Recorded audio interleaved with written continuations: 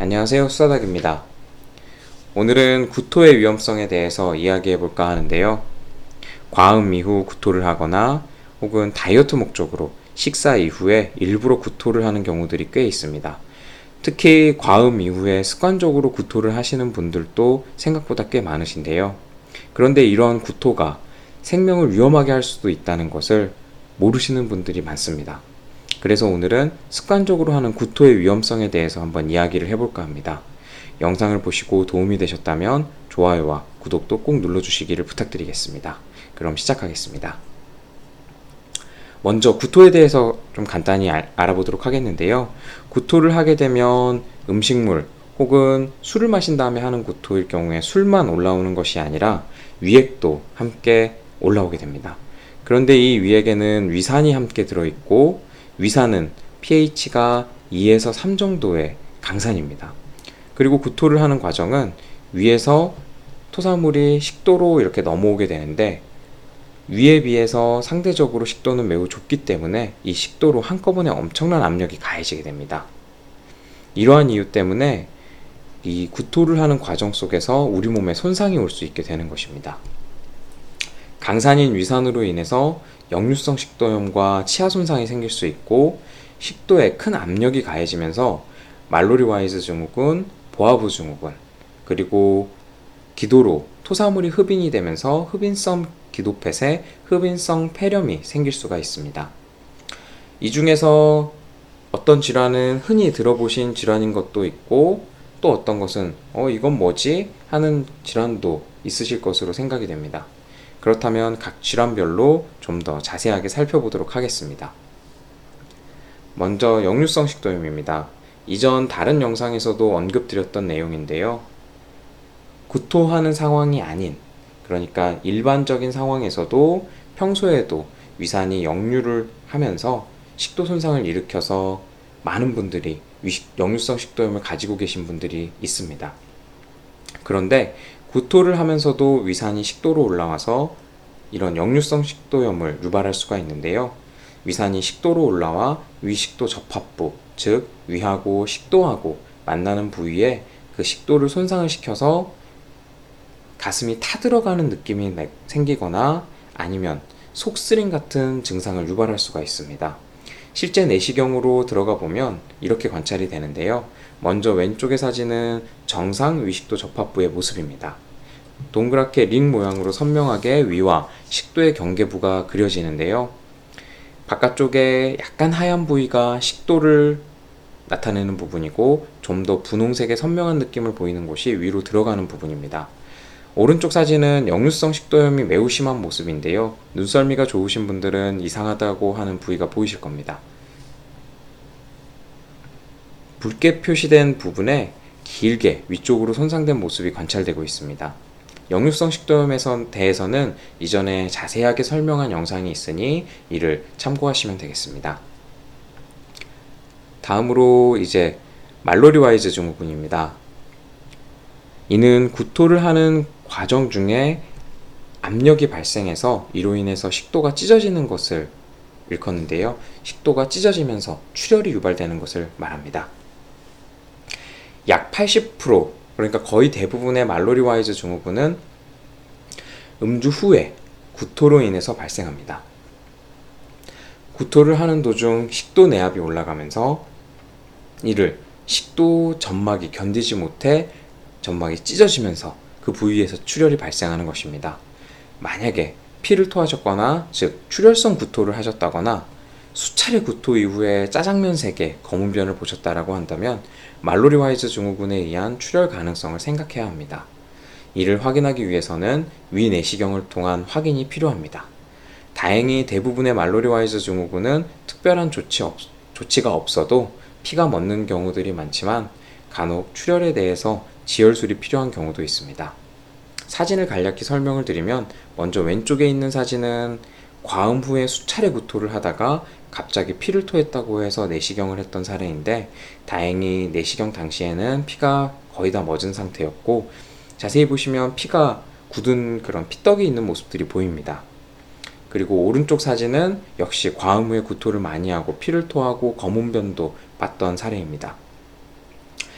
당시에 혈압도 떨어져 있는 위험한 상태여서 응급으로 내시경을 시행을 했었습니다.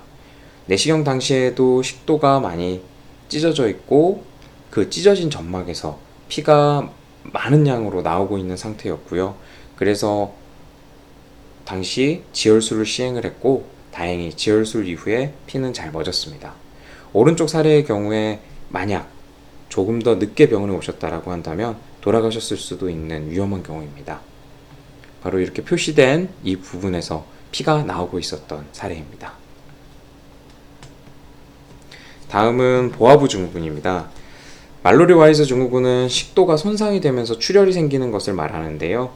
반면에 보아부 증후군, 다른 말로는 보르하브 증후군이라고도 하고 약간 발음상의 문제 때문에 조금씩 부르는 이름이 다를 수도 있습니다. 그런데 저는 제가 배울 때는 보아부 증후군으로 이렇게 배웠기 때문에 보아부 증후군으로 말씀을 드리도록 하겠습니다. 그런데 이 보아부 증후군은 구토를 하는 도중에 식도 내압이 올라가면서 식도가 파열이 되는 것을 이야기합니다. 즉 식도가 구멍이 뚫려버리는 것입니다. 식도가 파열이 되면 파열된 곳을 통해서 식도 주변부에 중격동이라는 구조물이 있는데 바로 이 중격동에는 폐나 심장 등이 있는 그런 공간을 일컫는 말입니다. 그런데 이 공간으로 공기가 들어가면서 기종격, 그러니까 공기가 그 중격동 안에 들어간 상황을 유발을 하거나 아니면 토사물이나 위액 등이 묵은 상태에 중격동으로 들어가 감염을 일으킬 수도 있습니다. 앞에 말씀드렸던 그 기종격, 공기가 들어간 상황이라는 이 말이 좀 말이 어려운데요. 이게 왜 중요하냐면 공기가 종격동 안에 들어가게 되면 사실 그게 뭐가 문제지? 라고 생각하실 수도 있는데 소량의 공기가 들어가게 되면 대부분 그건 저절로 흡수가 되면서 사라지기 때문에 큰 문제가 없습니다. 하지만 우리 흉곽이 제한된 공간이기 때문에 이 제한된 공간 안에 많은 양의 공기가 들어가게 되면 심장이 이 공기 때문에 눌려서 제대로 기능을 못한다든지 아니면 폐가 옆으로 눌려서 제 기능을 못한다든지 해서 숨을 제대로 쉬지 못하고 아니면 혈류 공급이 제대로 되지 못하면서 사망에 이를 수도 있습니다. 만약에 보아부 증후군이 발생했을 경우에 신속하게 식도의 상태를 내시경이나 혹은 흉부 CT 등을 통해서 확인하고 수술 여부가 당장 필요한지 아닌지를 우선은 판단을 하게 되는데요. 수술이 당장 필요하지 않을 경우라고 정말 미세한 수준의 보아부 증후군이다 라고 판단이 될 경우엔 금식을 하면서 항생제를 사용하면서 경과를 관찰할 수도 있지만 이런 경우는 좀 드문 경우이고 식도 손상이 심해서 수술이 필요한 경우엔 응급수술을 하지 않을 경우 사망률이 85%까지 이를 수가 있기 때문에 이 보아부 증후군의 상태는 굉장히 위험한 상태라고 할 수 있겠습니다. 수술 방법은 파열된 식도의 그 부분을 제거를 하고 횡격막을 절개를 해서 복부에 있던 위를 흉곽으로 끌어올려서 잘라낸 그 나머지 부분의 식도와 이어주는 수술을 해야 합니다. 이를 알브루이스 오피라고도 하는데요. 이 수술이 간단한 수술도 아닐 뿐더러 수술만 잘 된다고 해서 끝나는 것도 아니고 수술 이후에 균 감염이나 이런 토사물에 의한 감염을 완전히 치료를 해야 되기 때문에 항생제로 충분한 기간 동안 치료를 해야 됩니다. 아래는 실제 보아부 증후군의 환자 사례에서의 CT와 내시경 사진인데요. 과음 후 수일간 구토가 계속 지속되다가 가슴에 심한 통증이 있어서 병원을 방문했고 병원에서 시행한 CT에서 왼쪽 사진의 그 동그란 원에 보이듯이 식도가 파열이 돼서 중격동 주변부에 저렇게 까맣게 점들이 공기인데 저 공기들이 있으면 안 되는데 공기가 관찰이 되고 있습니다. 그리고 내시경에 들어갔을 때도 식도에서 이렇게 식도벽이 손상되어 있는 모습이 관찰이 되었습니다. 그래서 이 사례 같은 경우에는 굉장히 심한 사례였고 바로 응급수술이 필요한 사례였기 때문에 흉부외과에서 바로 응급수술을 진행을 하였던 사례입니다. 다음으로는 흡인성 기도폐쇄, 흡인성 폐렴입니다. 이 경우는 토사물이 기도로 넘어가는 경우입니다.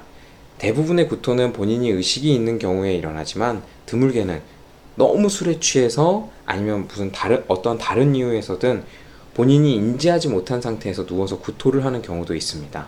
그런 경우 토사물이 기도로 넘어가 기도를 완전히 막아서 기도 폐쇄가 일어나 질식으로 이어지는 경우가 있을 수도 있고, 다행히 기도를 막지 않았다 하더라도 토사물이 기도로 넘어가면서 폐렴으로 이어지는 경우가 있습니다. 이를 흡인성 폐렴이라고 하는데요. 혹시나 누군가가 주무시고 있는 상태에서 본인도 모르게 누워서 구토하고 있는 것을 발견하신다라고 한다면, 고개를 천장을 보고 바로 눕게 있는 상태에서는 더 기도로 넘어갈 가능성이 높기 때문에 고개를 옆으로 돌리게 해서 토사물이 기도로 넘어가지 않고 입 밖으로 옆으로 흘러나올 수 있도록 해주셔야 됩니다. 이제 마지막으로 치아 손상입니다. 사실 이 부분은 제가 잘 아는 분야는 아니기 때문에 다른 치과 선생님께 조언을 구했고, 이를 정리한 내용을 알려드리도록 하겠습니다. 구토 시에 위산이 함께 넘어오면서 입속에 위산이 노출이 되고, 이는 강한 산성이기 때문에 치아를 부식시킬 수 있다고 합니다. 특히나 윗 앞니의 입천장 쪽이 많이 부식이 되고, 이로 인해서 치아가 시릴 수가 있습니다. 또한 잇몸 질환이 동반된 경우 이를 더 악화시킬 수도 있습니다.